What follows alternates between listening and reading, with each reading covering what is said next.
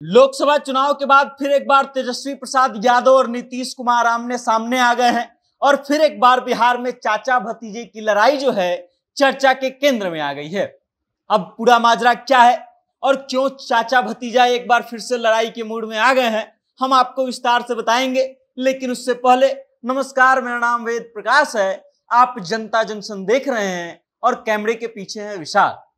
लोकसभा चुनाव खत्म हो चुका है, रिजल्ट आ चुका है, केंद्र में सरकार बन चुकी है और बिहार में जिस चीज को लेकर के अभी चर्चा तेज है, जिस चीज को लेकर के राजनीति तेज है, वो है रुपौली का विधानसभा उपचुनाव।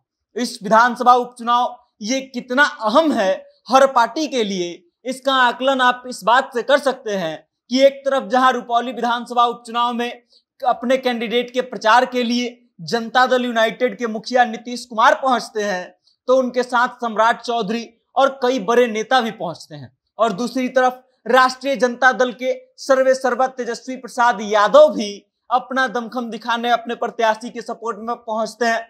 अब बीमा भारती को पप्पू यादव का भी साथ मिल चुका है और इसलिए माना यह जा रहा है कि बीमा भारती के लिए जो चुनावी लड़ाई है वो थोड़ा आसान हो जाएगा और इस कारण से जनता दल यूनाइटेड को ज्यादा मेहनत करना पड़ रहा है। और इस कारण से एक बार फिर रुपौली विधानसभा उपचुनाव को लेकर के चाचा भतीजा आमने सामने आ गए हैं। दोनों एक दूसरे पर हमला बोलना शुरू कर दिए हैं और लगातार इस बात की चर्चा जोरों पर आ गई है कि अब रुपौली विधानसभा उपचुनाव में जो भी पार्टी जीतेगा वो एक तरह से सेमीफाइनल खेल रहा होगा बिहार विधानसभा उप 2025 के लिए।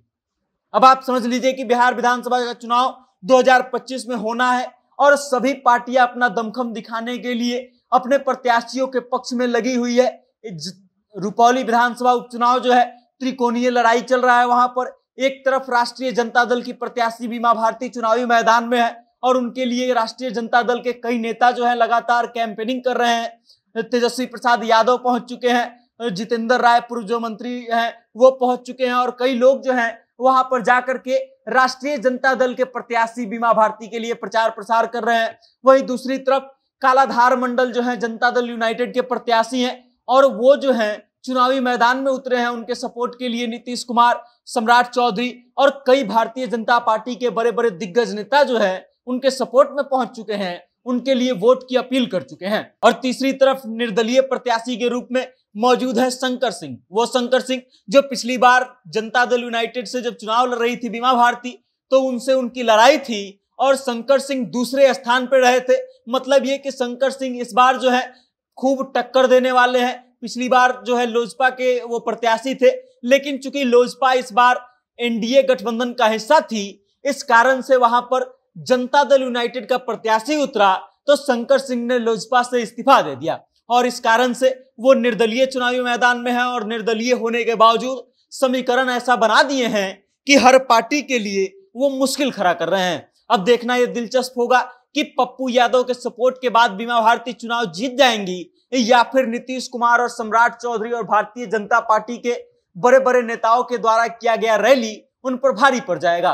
क्योंकि कालाधार मंडल जो है वो जनता दल यूनाइटेड के प्रत्याशी हैं और पिछली बार बीमा भारती जब चुनाव जीत करके गई थी तब जनता दल यूनाइटेड से चुनाव जीती थी। और इस बार लोकसभा चुनाव में हारने के बाद फिर एक बार बीमा भारती जो है अपना किस्मत आजमा रही है, अपना दांव आजमा रही है। और अब देखना यह दिलचस्प होगा कि वो बीमा भारती जिसको लोकसभा में पूर्णिया के लोगों ने नकार दिया, जिनका जमानत जब्त हो गया था जनता दल यूनाइटेड के का साथ छोड़ने के बाद, अब अपना आधार बचा पाएंगी या नहीं, अपनी सीट बचा पाएंगी या नहीं, जो भी खबरें आएंगी हम आप तक पहुंचाते रहेंगे। लेकिन तब तक आप हमारे साथ बने रहिए और देखते रहिए जनता जंक्शन। बहुत बहुत धन्यवाद।